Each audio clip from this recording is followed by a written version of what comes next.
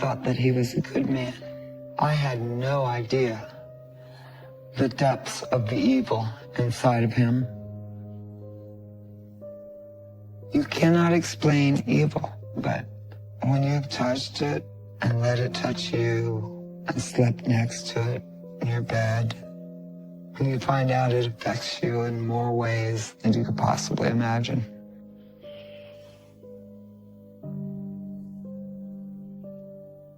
I just came to do this interview because I think I was ready to tell my story from start to finish.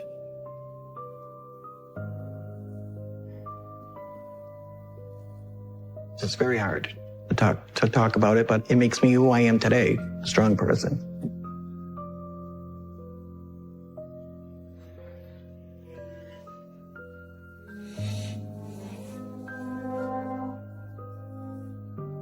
He was slamming the pillow right next to my head while he was bearing down on my throat. Then he took and ripped my shirt, and then he tied my hands up. He choked me until I passed out. At that moment, it was like, he's going to kill me. It was like right after Valentine's Day. One night, all of us girls went out to this bar called the Buttercup. And he was at the bar, and I met him. He was very handsome. Hey there. Hi. Asked me to dance. We danced, and just seemed really nice. And we exchanged phone numbers, and we left. And then he called me up, and we started dating. Fell in love with him, and he was just very sweet and charming, and he liked my son Craig. Just seemed like a very nice guy.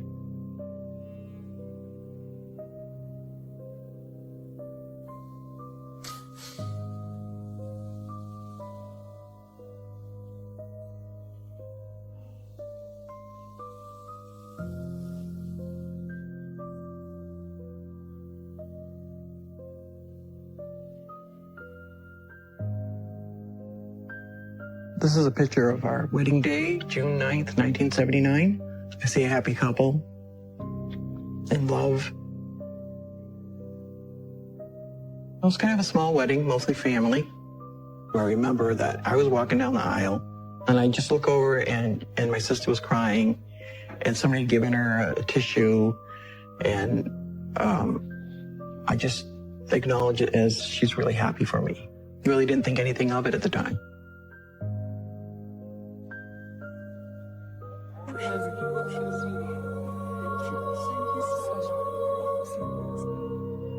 But when we got to the reception, and she was still crying, I didn't understand why.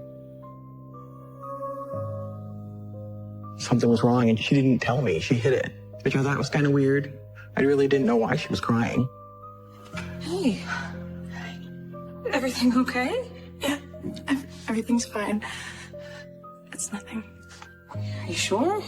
Years later, she came out and told me that Jim had raped her.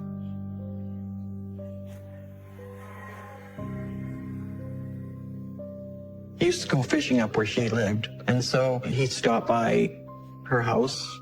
She wanted to say something at the time, but she just didn't think I would believe her. Oh, I'm so happy for you guys. I swear. He was so nice, and everything seemed to be great. I thought it was just tears of happiness at the time.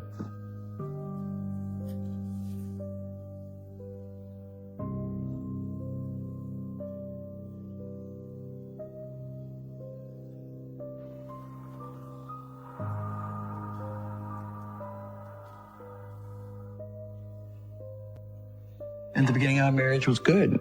Our sex life was great. But at one time, we were upstairs, just started kissing and a little bit of foreplay. And then he started getting on top of me with his hand around my neck. And he started choking me. It was like out of the blue, because he had never done that before. So I was kind of scared, and then I was mad.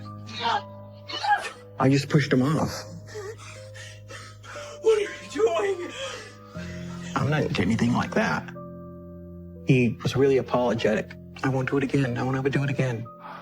I'm so sorry. I accepted his apology and we just kind of moved on. He made a promise to me that it wasn't going to happen again, and I really believed that it wasn't going to happen again.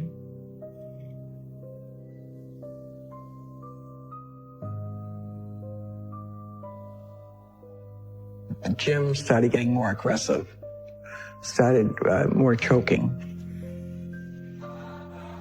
Wouldn't happen all the time, but it would happen more frequently. And there was one particular time I remember that I was choking and I was kind of fighting him at first. But then I discovered if I didn't fight him, it would be less painful. I didn't tell anybody about it or anything. Just kind of shrugged it off. I was in love with him, but I knew this behavior was not normal. And it got to the point where I just didn't really want to have sex because I didn't know what he was going to be like.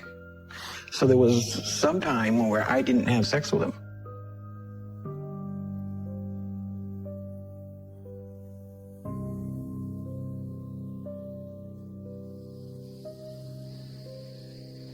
Jim usually, when he went out with the guys, he would always come home at a reasonable hour. Usually, after the bar closed, he would come home. One night he went out with Donnie to a bar, and I was at home, just on the couch, just waiting, for Jim to come home. And I'm looking at him like, well, where is he? Never had gone out all night and stayed out all night. But I couldn't figure out why he wasn't home yet. I thought maybe he was in an accident or something.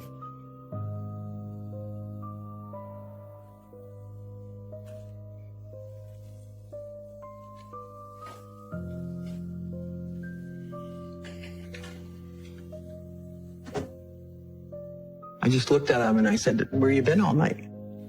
Well, nice of you to show up. What, are you waiting up for me? Yeah, that's what people do when they're worried. And he said that he had too much to drink and he just ended up in Donnie's driveway and slept the night there. It didn't make sense to me because where he was at the bar, we live right around the corner. Why didn't you just walk home? I'm gonna go upstairs. But I believed the story. I believed that's where he went. I never suspected that he would lie to me.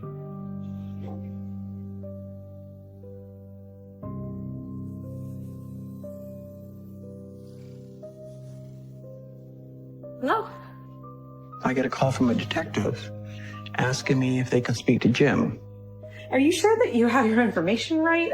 He was a prime suspect. I said, what's going on?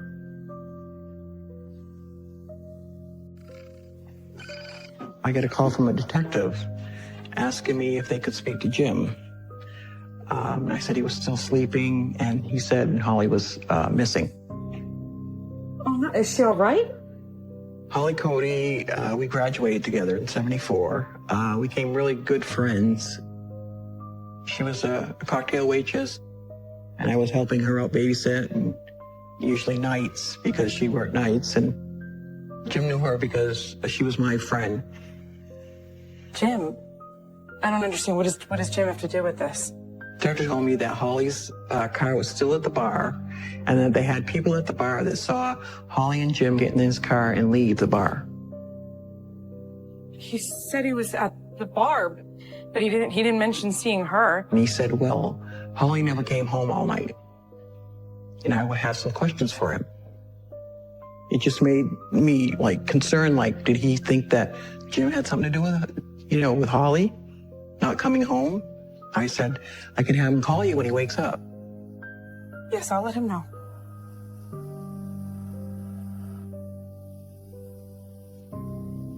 So I went in and woke him up and told him. Hey, Jim. I had a detective call when he asked me questions. What? Holly's missing and she didn't come home. What's going on? Why do they want to talk to me? Apparently people say they saw you with her. And he said, yeah, we ran into her at the bar. Yeah, we saw her last night. And then he brought Donnie like across town and dropped him off. And he went and slept in his yard. I said, you need to call these people back because they want to ask you some questions. And he said, okay, I'll talk to him. I don't have anything to hide. I didn't believe that he could have something to do with her disappearance. But he didn't call anybody.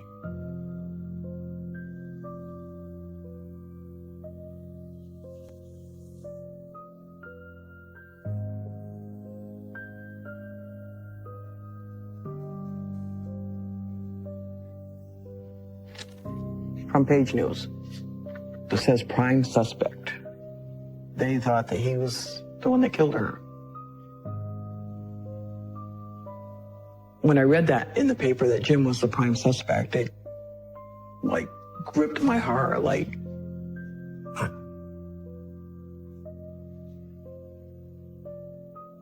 I think of how young she died and how she never got to live her life.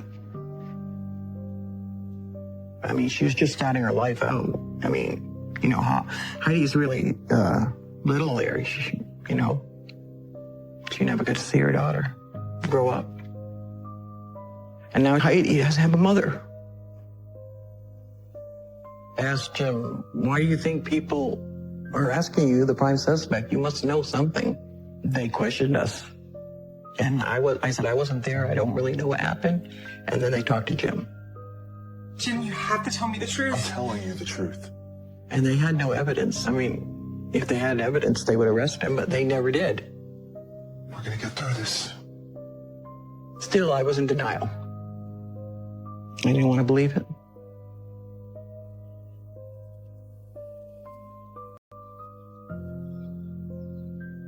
He had come home about 2 a.m. He walked into the bedroom and he said that we're going to have sex whether you want to or not. Take off your clothes. I don't want to. And we hadn't had sex for a while. What are you doing? He took the fan out of the window. He said, if you scream, nobody will hear you. And then he got on top and started choking me. He had both hands like around my neck, squeezing tighter and tighter. I can't get away. And he's choking me and I black out.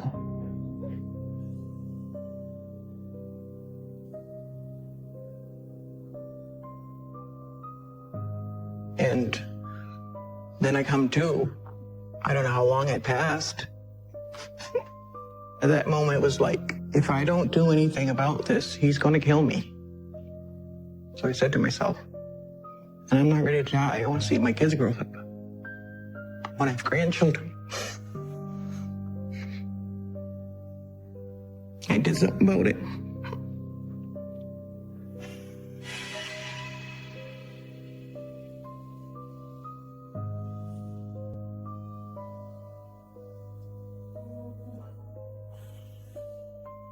I tried to make everything like normal so that he wouldn't suspect anything, like anything was wrong.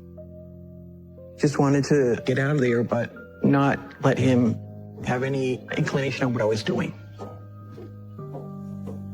So I knew our washing machine was broke. So I came up with a plan to make him think that I was just going to do the laundry and no worries, no concern. We'll be back a bit later, okay? And then walked out the door. And then I called him. I told him I was not coming home. He said, you have 3 kids. Where are you going to go? Nobody wants you. I said, well, I ain't coming back. And I didn't. I filed for divorce, took my rings off. I was all done.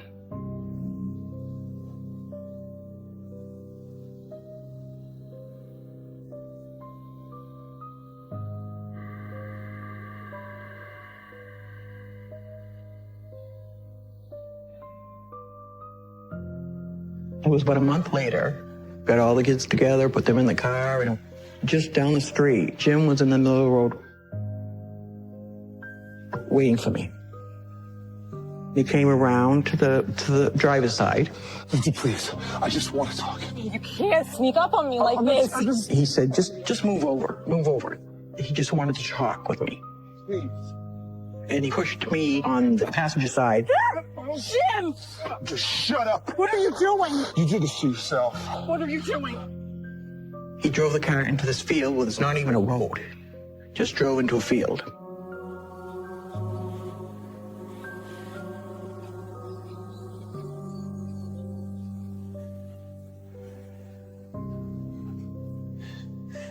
The kids were trying to get out of the car, and he told the kids to stay in the car, or I'm gonna kill your mother.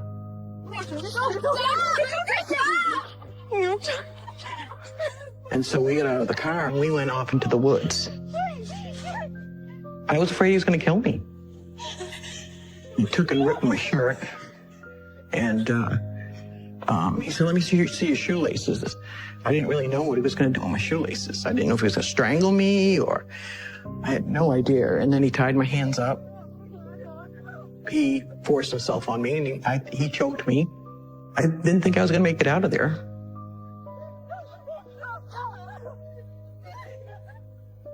Once he was done, I kept trying to convince him to let us go. Why don't you just go home? You can go home like nothing happened. I won't turn you in. He said, okay. And we went back to the car. I don't know how he did it, but I just remained really calm. I was staying strong to try to get out of the situation with my kids. And I went right to the police station.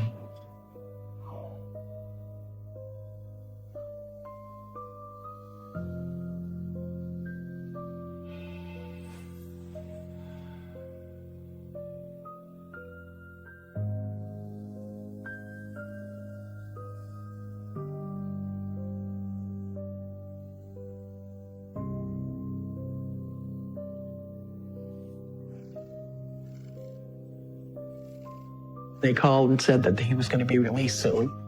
I thought he was going to try and find me. I got the restraining order because I didn't want him to come anywhere near me and the kids. I was just really concerned about having to look over my shoulder again and worried about if he was just lurking outside or who knows. Just on guard for a long time. And then nothing. It was just like dead silence. We didn't see him or hear from him or nothing. I didn't even know where he was. I had no idea.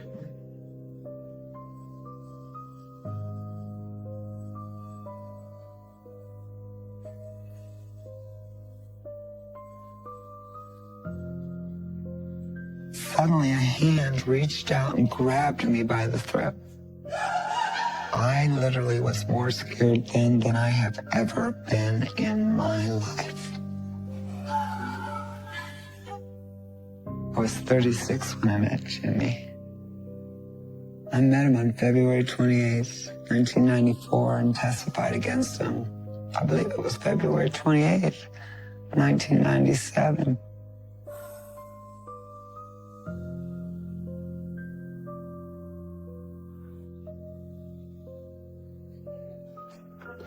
I was out shopping.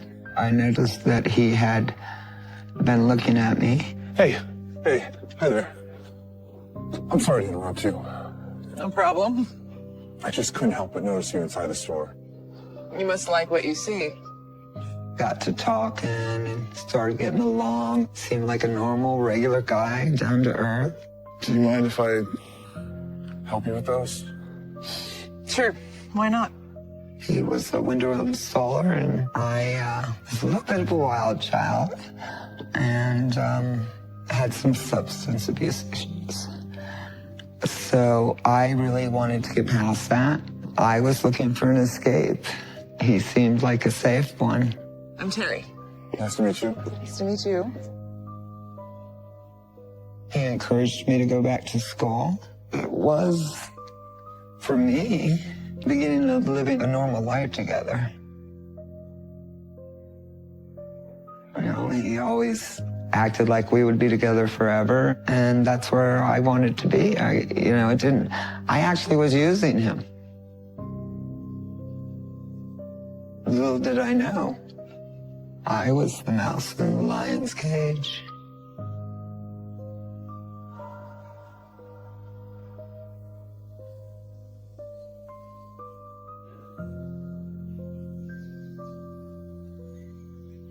I suspected he had been in jail because I had been in jail myself when I was younger.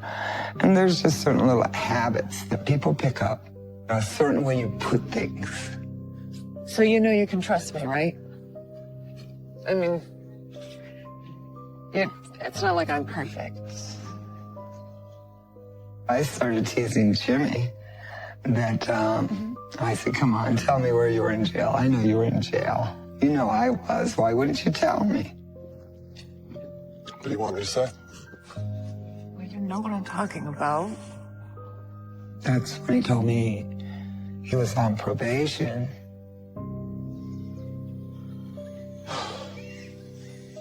That he had been in jail for a small domestic violence incident that was not his fault.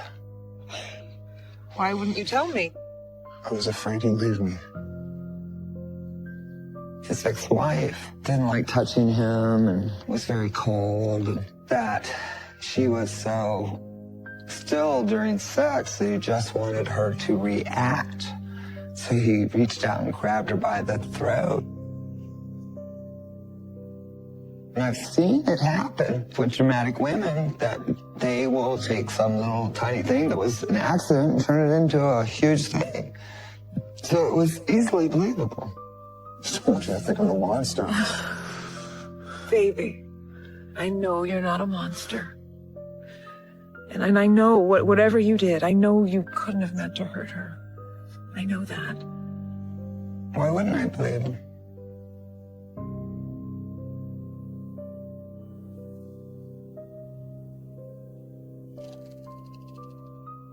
I always went to sleep before Jimmy because he snored so badly. And he'd wait for me to get good and asleep. And he would crawl in the bedroom on his belly and sneak his hand up over the side of the bed and pinch me or grab me. And it would just wake me up out of a dead sleep.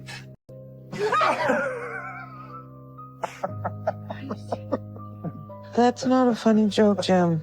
Oh my God. I think he was practicing his stalking.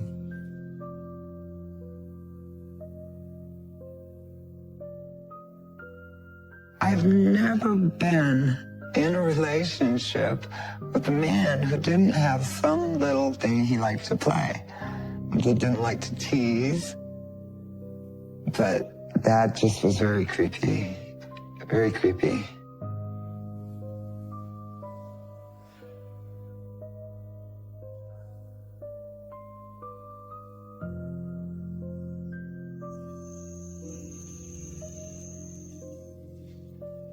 One day I came home from work and I went in and took a long hot bath and I walked in across the hall into my closet and was choosing something to wear to look cute for Jimmy when suddenly a hand reached out and grabbed me by the throat.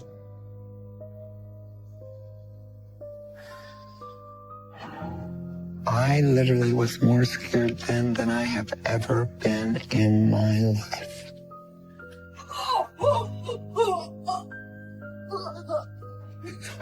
And I couldn't even see. Everything was happening so fast, and I just started hitting him, his shoulders, and trying to hit his face. I thought some rapist had gotten into my house. And before I knew it, the man had me wrapped in his arms and was on the floor rocking and laughing, saying, "It's just me, baby. It's just me." Oh, don't worry. Why did you do that? Baby, don't worry. I'm just kidding around. It was Jimmy. I was mad. And so I would, give him a few choice words and push him away from me and tell him to leave me the heck alone. Don't you ever do that again. Definitely there was something in him that was turned on by this. It was a very strange feeling. And then it made me wonder Yeah, why does he enjoy this so much? This is really getting creepy. It's okay.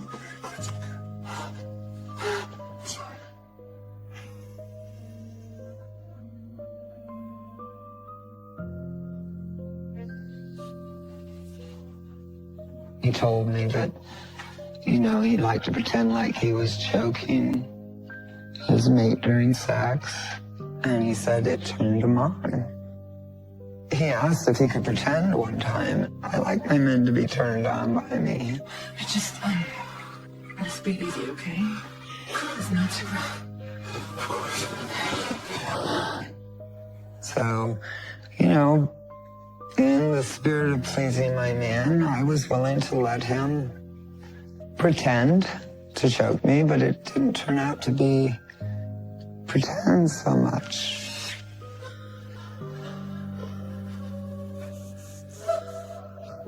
His eyes started going back and forth while he was choking me. It was almost like he was turning into a different person. It was horrifying. He was bearing down on my throat, and he wasn't stopping. He was bearing down on my throat, and he wasn't stopping.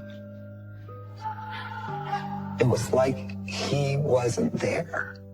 It was like something else controlling him. And I hit him in the head, my knuckles, as hard as I could, 10, 15 times. Stop, stop, stop. I couldn't talk. Once I got him back away, he finally just kind of snapped out of it. And then he was back. I didn't mean to hurt you. I was just playing. Are you okay? No, I'm not okay. I stood up for myself and just told him no. No, you can't do that. I'm not into this. I don't like it. Oh, okay. You don't have to do it. And he never did it again. His sexual desires were not to my liking, and so he quit. So we were fine.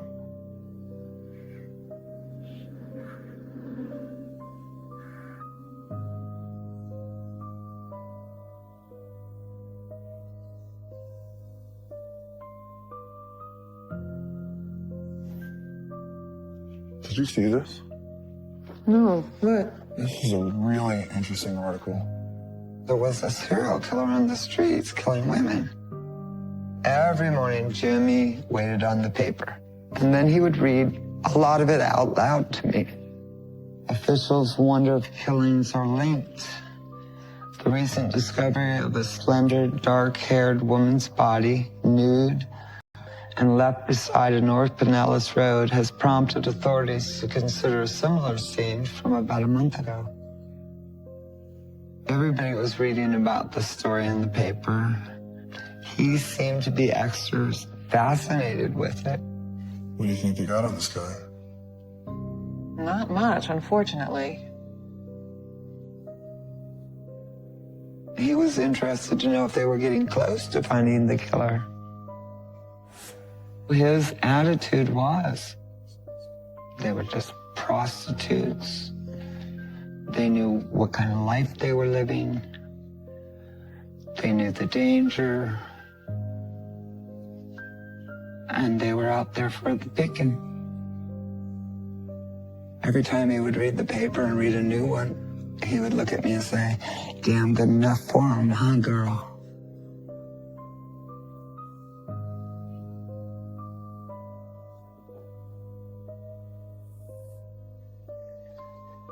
He would use alcohol on his hands, his arms. He was so meticulous about his fingernails and his hands and making sure they were clean and nothing was under them.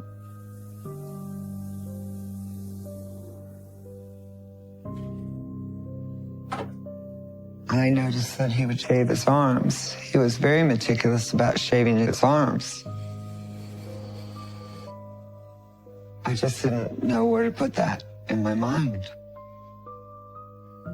He said the hair on his arms bothered him, and I found it odd, but people are quirky. People are quirky.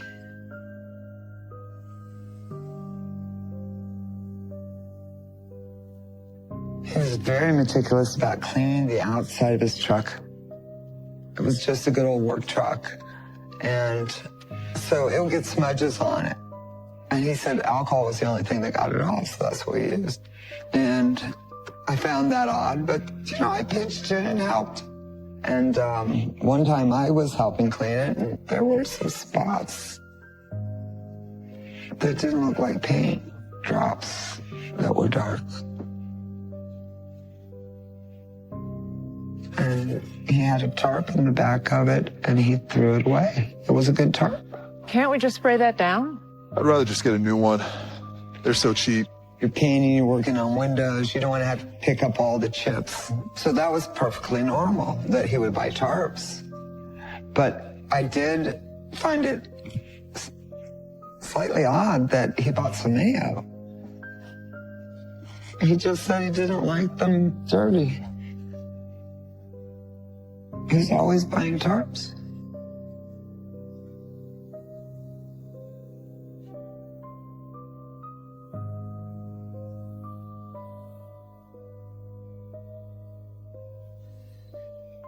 We went to bed together.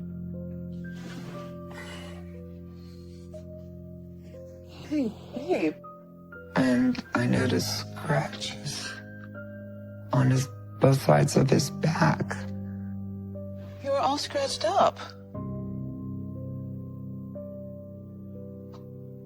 Emily? Yeah, like all over your back. And I knew that they were fingernail scratches.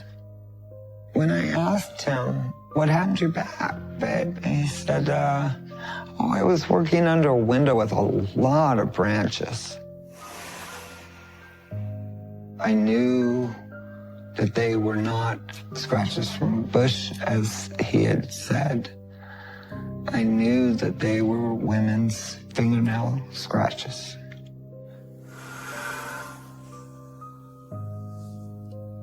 I didn't push him on it because I really didn't want to know. I just said, yeah, okay. And he made sure I didn't see him again. But I know there were fingernail scratches. I know there were. There's times in your life you can feel evil just tingling around you. And for a moment, I felt that. And I'm thinking, there's something wrong. There's something wrong. I gotta get out. I gotta get out.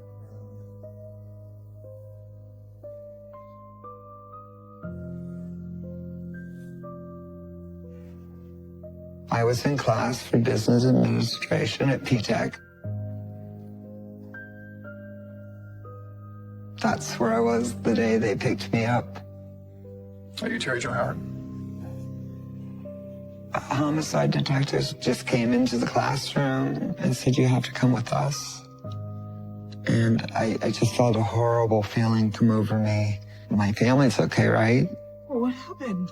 Yes, everything's fine. You have to come with us. We'll tell you everything at the station. No matter how many questions I asked, they wouldn't tell me anything. They took me over to the sheriff's office, and that's where they told me Jimmy was responsible for all the women who had been murdered in the area. They took me over to the sheriff's office, and they just started throwing pictures of dead women in front of me.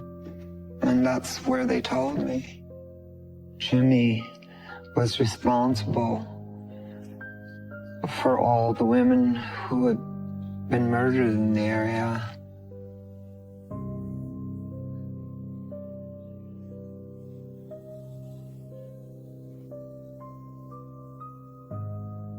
It just was so overwhelming. It's just like having someone reach inside of your chest and rip your heart rate out of it. you're in so much shock. At some point, it's hard to even feel.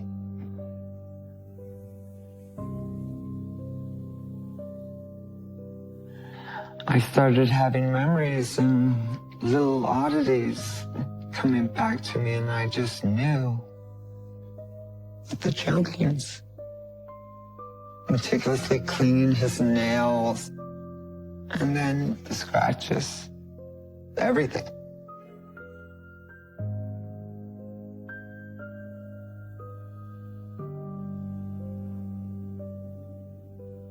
More than once he had given me jewelry that he said he found. This is a broken part of a piece of jewelry that he brought home. I'm certain this is one of his trophies. That's why I gave it to the detectives. This poor woman was cut short in the middle of her journey. Whoever it was, I know what she went through it in the end, because he did it to me. It makes me feel more in touch with it, and I don't like it. Please take it back.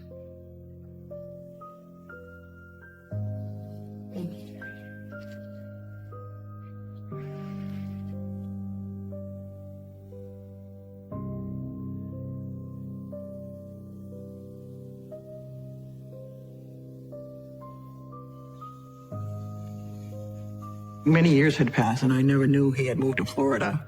And all of a sudden, I come home from work and I heard it on the news. I wish he hadn't been released. I wish it could have been all avoided. Suspected serial killer James Michael Randall wanted in connection with potentially 4 murders. I was brought to Florida to testify what Jim had done to me like 14 years earlier, to see his pattern, how it started way back then and how he got to where he was today. Seeing the woman's families that were there was just heartbreaking. Most of your kids don't have a mother, and they're gone forever. Really broke my heart. This is a picture of Jimmy in court. Jimmy never moved or spoke during the trial. I think the only witness he looked at was me. I just gripped my jaw and stared right back. It's the last time I saw him. He was walking out of the courtroom in cuffs, and he just turned and smiled and winked at me. And the way he had been staring at me previously was not a pleasant stare. It was like, you're the one I should have killed. I should have got you.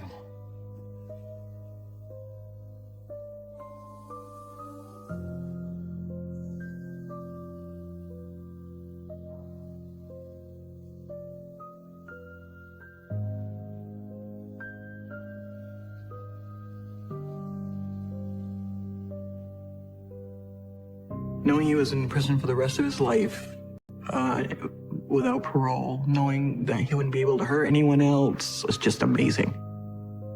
I'm so lucky that I got out of being with him. I would have been dead. I mean, I had no doubt about that I would have been killed. It's affected my family a lot. It still affects my family to this day. I mean, just it never ends. It's always going on. It's 34 years. But I was not going to let him ruin my life. I'm married to a wonderful guy now. And he's so caring and loving and patient. I turned over a new leaf and started a new life. And that's the way I'm moving forward. I'm not going back. I'm moving forward.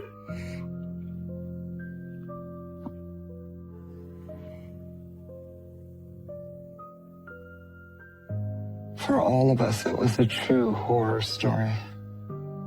And we were all living it. We were all touched by evil. I do not think that 2 life consecutive sentences were enough for him. This man deserves to die. He got pleasure in killing others. He knew what he was doing. Is that Jimmy today? I'm sorry, he doesn't look old enough or sick enough for my liking. He's right where he needs to be. You know, I got to say one thing about this picture. Damn good enough for you, Jimmy. Damn good enough for you.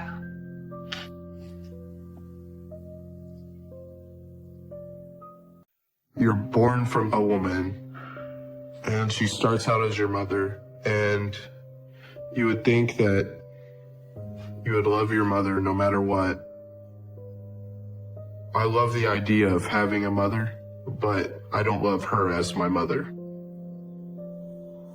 And when I see her, I can't help but feel hatred and rage. A lot of people have asked me, have I ever thought about going to visit her? And I usually give the same response. I never want to see her again.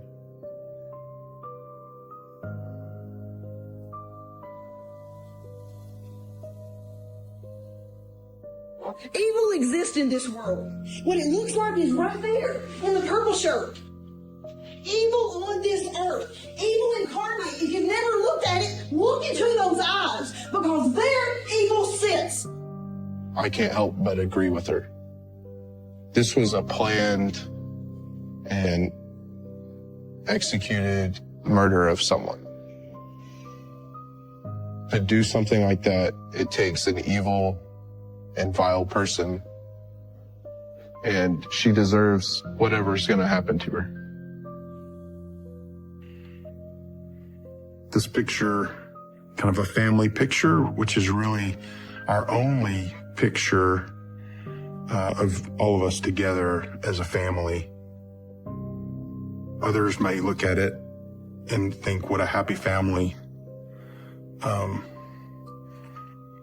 But to me, when I look at it, I can't think of it as a happy picture, because I remember so vividly what led up to it. For me, it's a complete fake smile. It presents a false idea of what the reality of it was.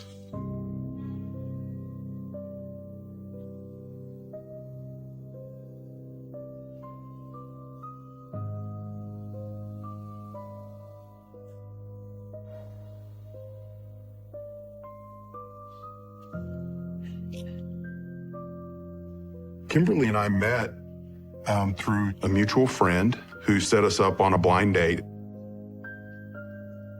Went to a movie, which was I Married an Axe Murderer, which I'm not making that up.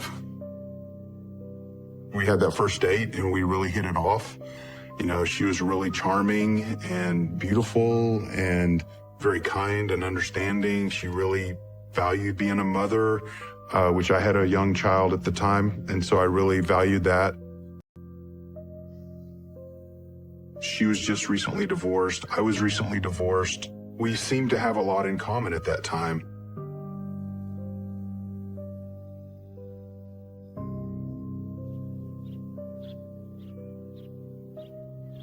The earliest that I really started seeing signs that there was some kind of imbalance there was, we had been dating for a couple of weeks, and she invited me to her divorce support group at her church.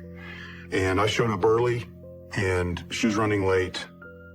First time here? Yeah, my friend Kim, she's a regular. Okay. Here to support her. Thanks. So I went on in to the meeting, and she came in and kind of made a point of sitting on the other side of the room from me.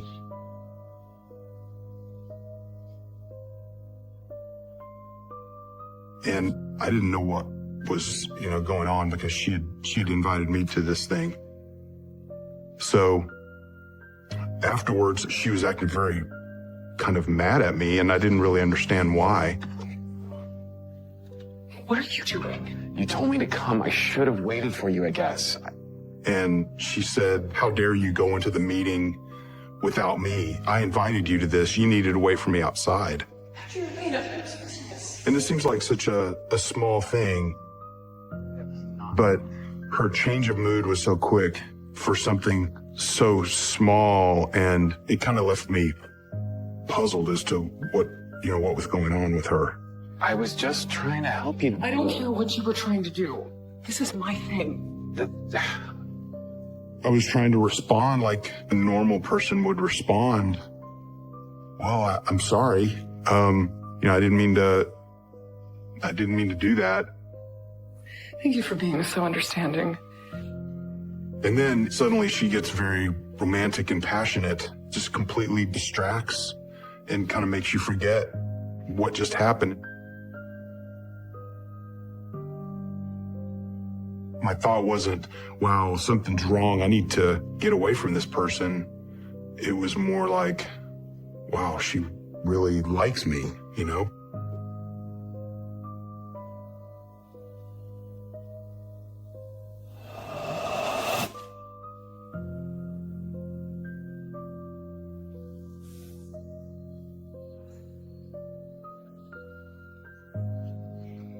Kimberly always had her own agenda, and it was her way or the highway. What did I tell you about this? I don't remember you saying anything. I needed to have my gallbladder removed. So I had surgery to have it removed, and then went home, and I was heavily medicated and laying on the couch. This is unbelievable. You can't even follow the simplest of instructions. And Kimberly got really mad at me because I had put some of my daughter's diapers in a diaper pail that she had said she was saving for something else. And so she just really completely just exploded, was screaming at me. Next time, listen.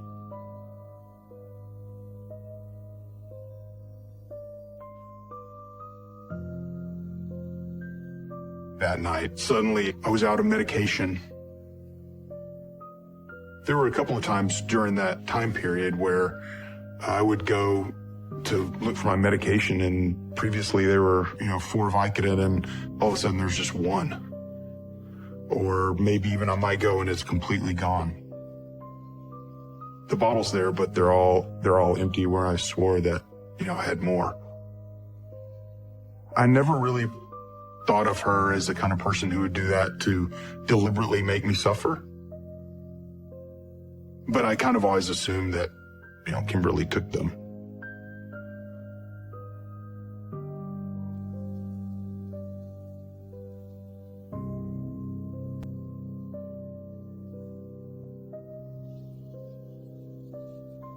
And I know this sounds really kind of pathetic, but I had tried to break up with her on a number of different occasions, but I always allowed myself to get kind of talked back into the relationship.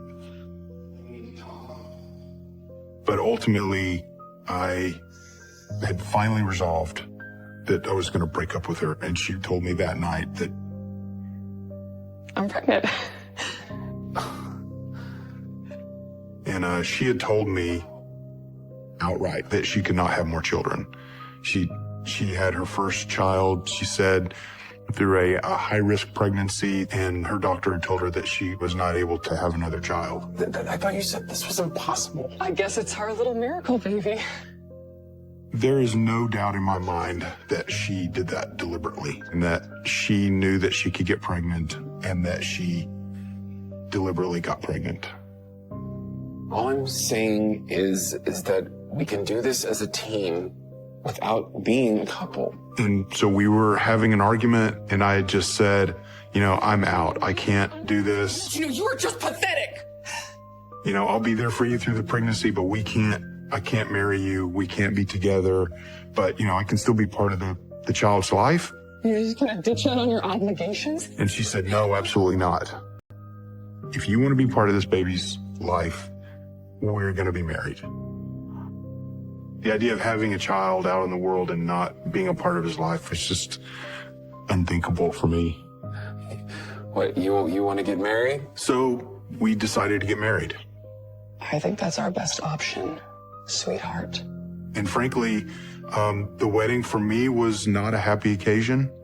I remember really clearly right before just going out behind the house and just kind of having a good crying session, that knowing that this is not gonna last.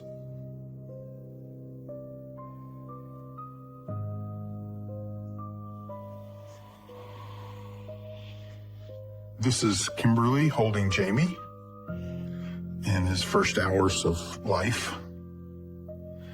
And I think what this represents to me at the time was just some hope that things could be better than what they were. When Jamie is an adult, I need to be able to look at myself in the mirror and say that I had given everything that I have to give.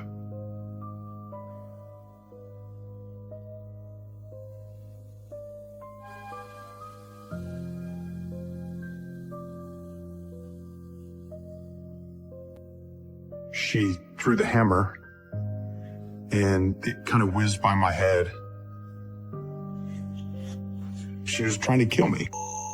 I remember I had come home late from work. It was really late. I was exhausted.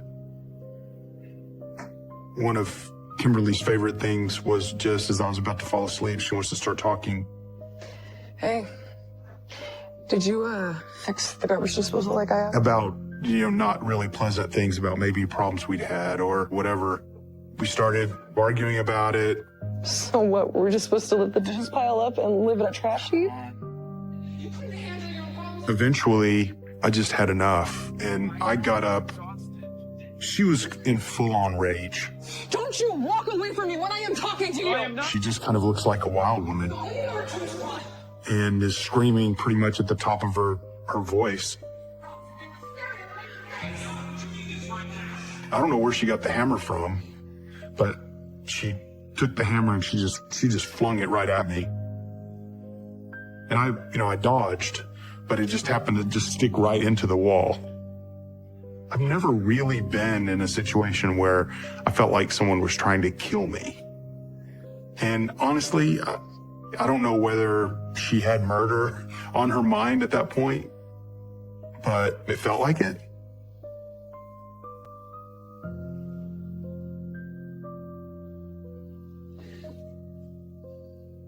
And I took a picture of it to have absolute proof that that is, in fact, going on. The hammer in the wall, it's right about eye level in the wall. We both did leave it in the wall for at least a couple of days. And for me, it was almost symbolic, like I was going to leave it there for her to see what she did. But she didn't do anything. She just left it there. It's hard to say whether I really, really knew her. The potential was there all along that she could murder someone.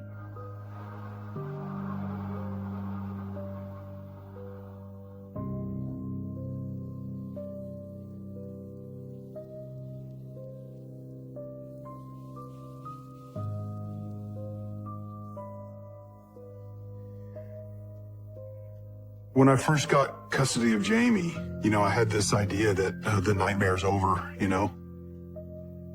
But there was an incident that happened at my house wherein Jamie and I got in kind of a scuffle. He was watching a TV show, and I stood in front of the TV and I said, I don't want to watch this. and he said, no, you need to move. If you change the channel, I'll move. I'm not changing anything. We're watching this. And I said, no, I'm not going to move. He was like, okay, well, I will move you. What did I say? Jamie, get out of the way. So he moved me and I started pushing him, locking arms and kind of tug-warring against each other. I had fallen and hit my head on a corner of a TV stand. So I called my mom. My mother was a master manipulator. My mom decided to talk to a lawyer the next day and have me write down what had happened word for word on an affidavit. And a lot of the things that happened, she was telling me to write down as I was writing it.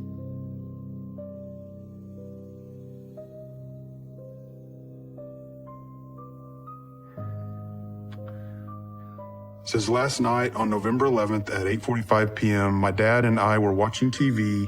We disagreed on a show. I stood in front of the TV. My dad got angry and picked me up by my shirt and body slammed me down to the floor.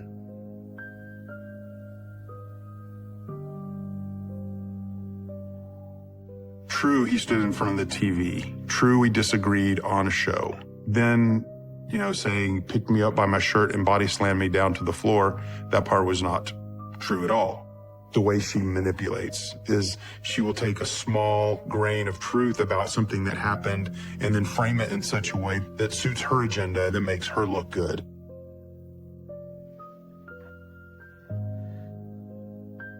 The judge immediately took him out of my custody and gave him back to Kimberly.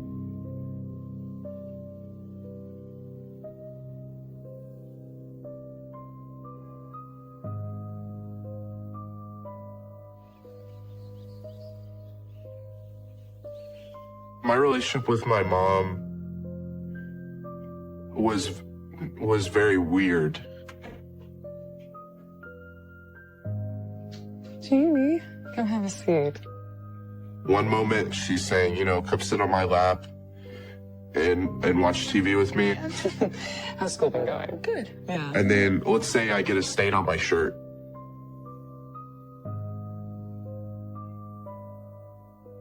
What is this?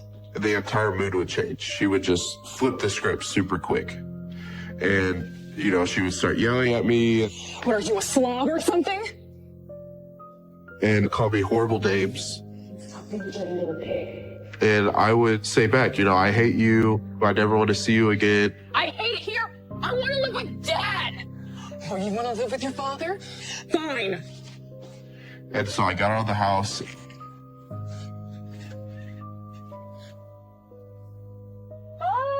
She locked the door. And I was in some athletic shorts and a t-shirt, and it was freezing cold. I don't even know how long I was out there. I probably was out there for hours. But I remember calling my dad and saying, hey, please come get me. Please come get me.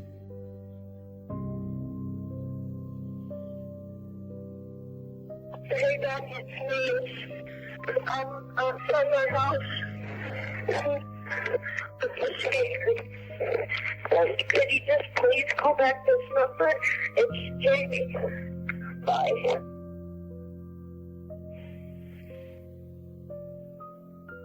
A lot of the time when I would call him and say, please come get me, he would say, well, I can't, because that would be violating the court order.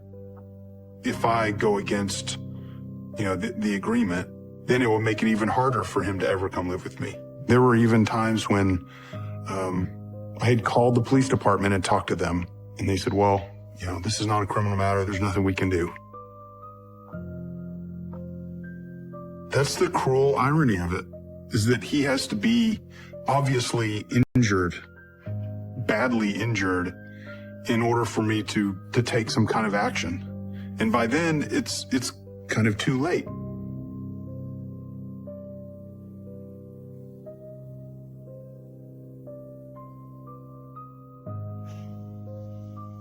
Do you think this is funny, huh? Do you think that this is funny? Stop it! This is not funny! And she lost her mind. Do you like it? She said, if you ever tell anybody, I will kill you. I remember it was picture day at school. So she, makes me put on a collared shirt, makes me wear nice shorts, make sure my shoes are white. Or my mom would part my hair down the middle and use, half a bottle of hairspray. And, that was kind of a dorky haircut.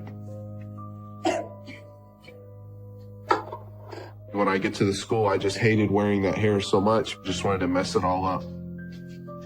Did you get the pictures? She paid about $40 for the brand new school pictures, all different sizes. They ended up coming in and my hair was messed up and she lost her mind. This is an embarrassment. How could you do that? You're a stupid moron, stuff like that.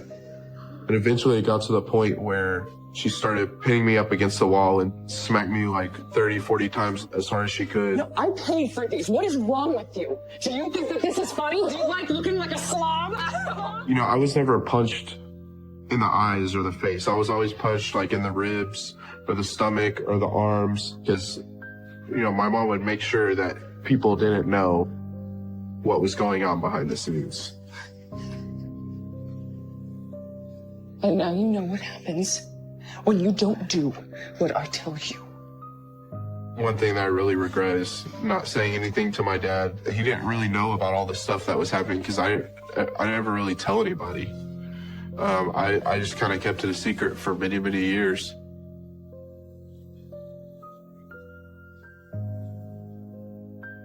Over the years, he would come to my house when I would ask him about a bruise or an injury or whatever, and he would say, yeah, you know, I was wrestling with my brothers or whatever. And he was a pretty rambunctious kid, so it was really hard to know what, if any, bruises were attributed directly to Kimberly's treatment of him.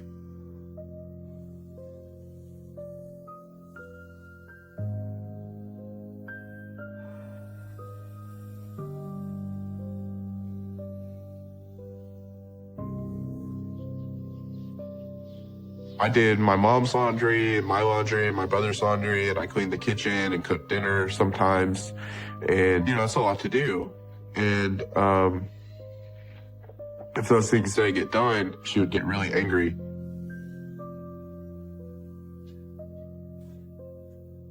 I was doing laundry. Did you fold your clothes?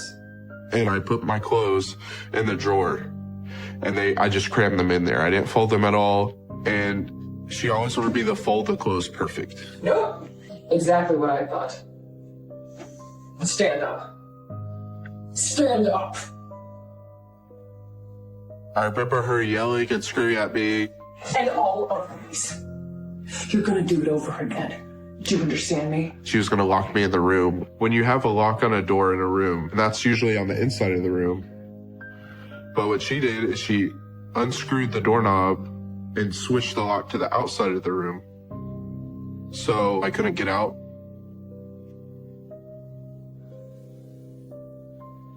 And she kept me in that room for hours. It was past dinner time. I would say, hey, I really have to go to the bathroom.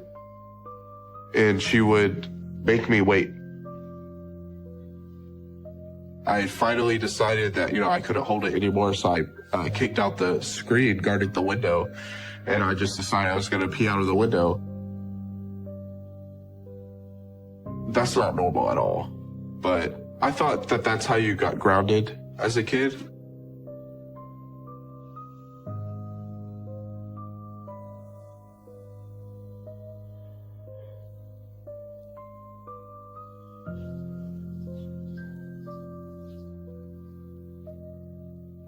Things were not good between my mom and I.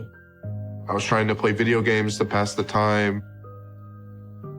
That Xbox was the only thing that could keep my mind off of being stuck in that house. And my mother was getting on my case about playing too many video games. What's your problem? My problem? My problem is that you're standing around all day. Whatever.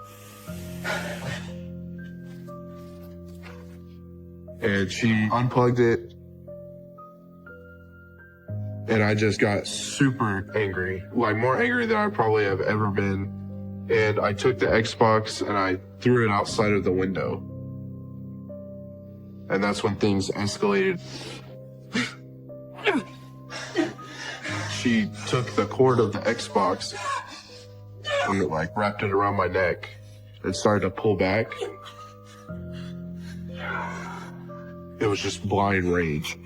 All you can do is just feel scared and helpless, and that you hope the person behind you doing that to you will stop.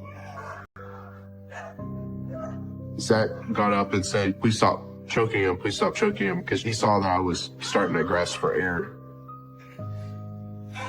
5 seconds more, gonna pass out or die maybe.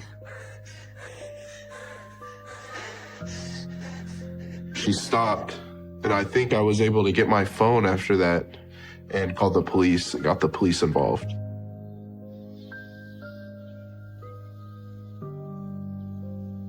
I was under the impression that cops are there to help you. I'm so sorry, officers. I don't know what to do. He's out of control. She's lying. Quiet, okay? We'll get to you in a second. But when you have a parent like mine who can, weave in and out of words and mess with people's heads and manipulate people, I can't really blame the cops for being manipulated by my mom. And that's when he just lost it. He just lost it. And then what happened? Did he hit you or anything? She would make sure that she was crying to make sure that she looked like she was the victim in that situation. And she said I was pushing her against the wall, and I was on top of her at one point on the ground. I was made out to be the sole bad guy in this situation. My mom was made out to be as a mom struggling against a disobedient child. The big thing about it was that she would have my brother involved. So it was 2 against 1 in that situation. Zach, baby, you know what a monster your brother is, right? My mom had basically told my brother to lie. Sometimes he can be quite angry. Zach, just like I did, faced a lot of abuse. I just remember seeing a confused little kid tearing his heart in half between helping his brother and staying loyal to his mom, and he felt that he had to follow with what she was saying. Whenever they get into fights, he kind of loses control of himself. And that's what Zach told the police. I don't blame him for that. I don't blame him for that at all, but I definitely blame my mom for manipulating the situation to her advantage. Ended up, I got a citation, I believe, for an assault, but they ended up dismissing that. When I went back, she said, if you ever tell anybody, if you tell your dad, if you tell your teachers at school, if you tell your counselors, if you tell anybody, I will kill you.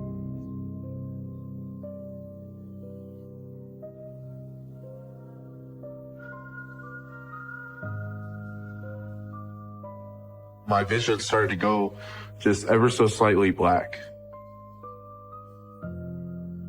I remember feeling that my mom was killing me. She wanted this picture to look normal. It may look like we're happy, but I definitely wasn't feeling that way on the inside. All I can see is the mother that I was trying to get away from. No matter how happy we look, that's all I see.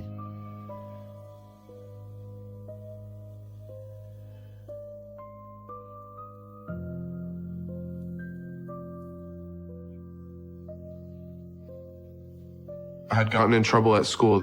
I got called into the principal's office. And I remember I was just freaking out because they had to call my mom. All I knew was I didn't want to go home because I knew what was going to happen.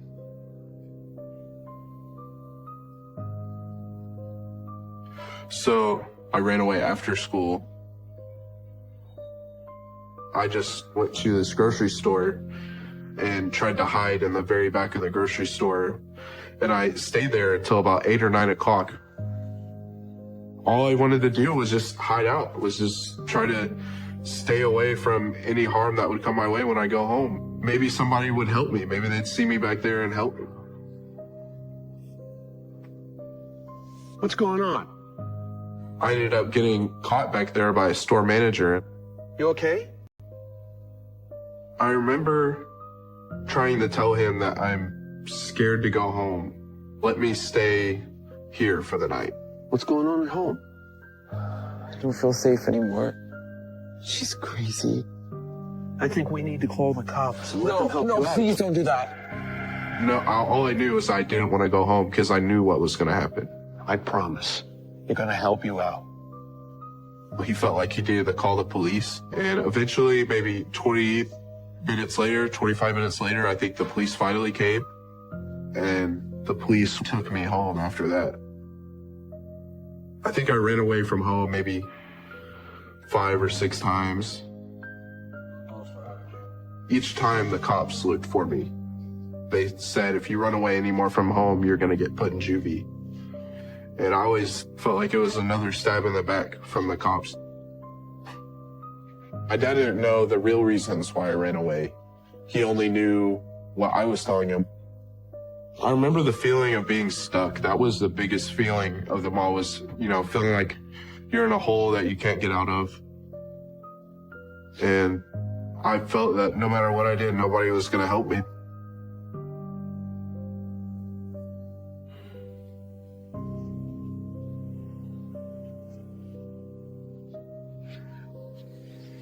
I was in my mom's room when I wasn't supposed to be. I was playing in her room. What the hell are you doing? She doesn't like it when anybody goes into her room. I told you a million times, right? She pushed me. She got to the point of uncontrollable rage. And she was banging my head against the hardwood floor. And I turned over and she started choking me with her hands. My vision started to go just ever so slightly black. I remember feeling that my mom was killing me, basically. It's a hard thing to describe. Your mother hurting you in the worst way possible. At that point, I had tried to fight back. Thank God she let go. I'd finally had enough, and I ran out of the house, contacted my dad, and he took pictures.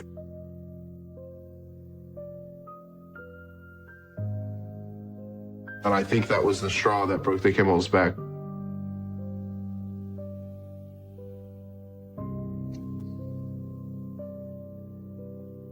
This might be one of the most important pictures I've ever taken in my life.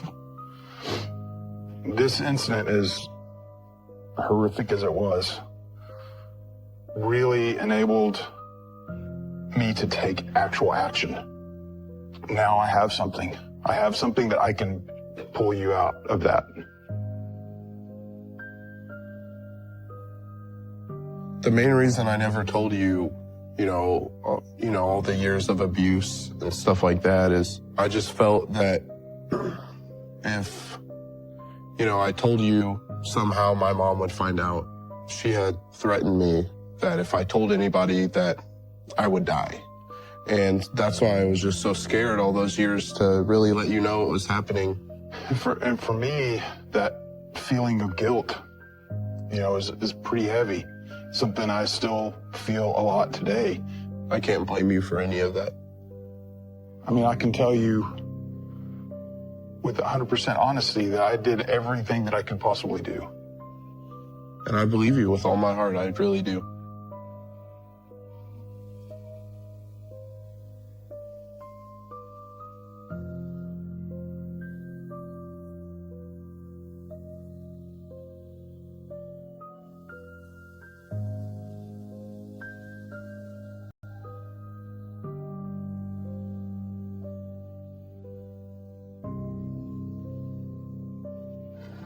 Jamie, honey, I need you to pack your things.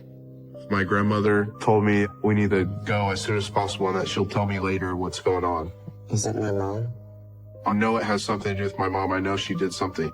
I felt this horrible sense of anxiety. Like, I remember just feeling worried and that Luke wasn't really safe. Leave it. We can go. Let's go. When I found out that she was suspected in a murder case, it was almost as if I knew it was always going to happen. I was visiting my mom every other weekend to see how Luke was doing, and I would try to go in there and play with him and make sure he was okay. I remember just feeling worried, but I was also trying to finally live a normal life with my dad as well.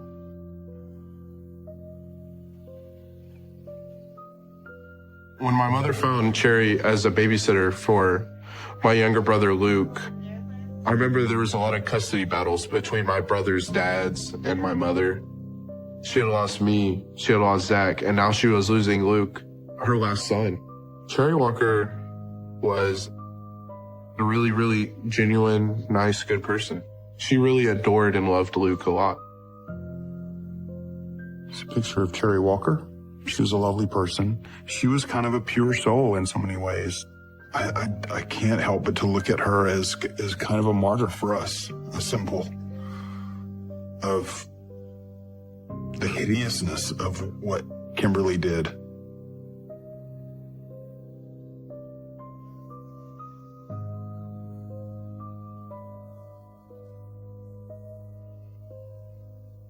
I remember it so clearly. My phone buzzed and I looked down and it was Kimberly's mother. And she said, do you know Cherry Walker? Her body was found, burned out in the country. Literally, my first words were just, no. I mean, it was kind of mind-numbing almost. It was so surreal.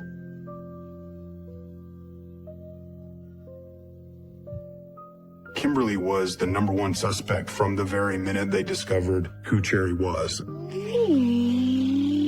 If you were the captain, what would be your name? There was a CPS hearing and Cherry was subpoenaed. So once that happened, I think Kimberly just became desperate. How fast is Mach 2? 1,000. And so in order to prevent her from testifying, Kimberly, killed her.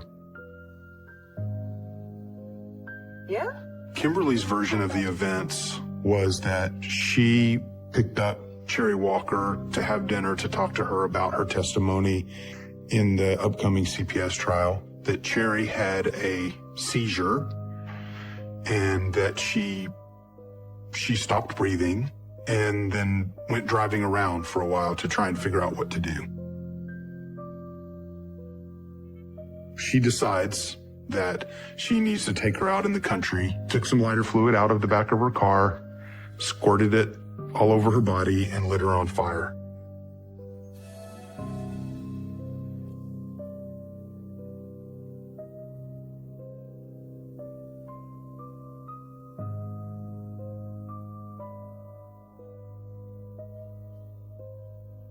The first time I'd seen my mom since the news, and the last time I've seen my mom at all, was when I took the stand. They make you stand up, say your name, point, and say, "I recognize Kimberly Diane Cargill." I saw a woman who was broken beyond repair.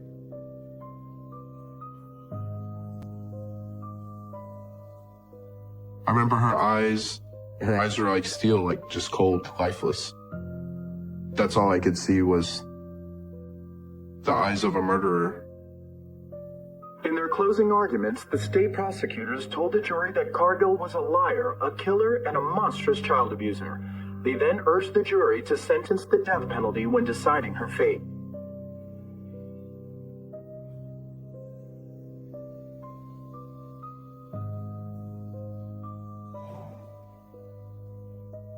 I didn't realize how much of an impact my testimony would mean. And I felt really bad because I wouldn't want anybody to die because of me. But I just felt like justice had been served. That finally, all the years and years of abuse, all the times I'd call the police, all the times that she had hit me or my brothers,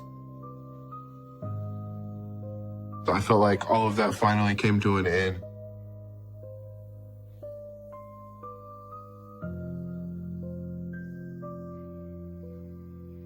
I got in fights at school. I got in fights with my dad. I acted out. I didn't want to go to counseling. I didn't want to go to therapy. I used heroin just to numb it. And eventually I decided that I need to turn my life around or I'm going to end up just like my mother. I decided to go to rehab, and I've worked really hard to, build a career for myself. I've gone to culinary school and graduated with honors. When I learned I was going to be a father, I looked forward to having a baby. I'm going to make sure he has all the things that I didn't have. I know with all my heart that he'll be loved and he'll be cared for. And for the rest of his life, he'll love his parents and he'll know that they treated him properly and good and loved him.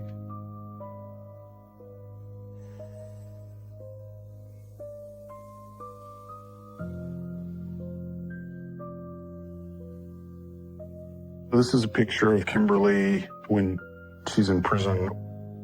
I feel like I don't know this person. I think of her as Kimberly the murderer, not so much Kimberly the mother of my child. People ask me, do you want to see your mother again? And I almost always give the same response, and is I just have no interest. I just want to move on with my life and try to forget that it ever happened. It's a chapter of my life that I'm planning on closing. My mother has sent me a lot of letters, maybe 30 or 40 letters during her time of incarceration. Oftentimes she'll mention how she'll be found innocent, or the truth will finally be heard and she'll be set free. And, that just reminds me that, maybe she's where she belongs.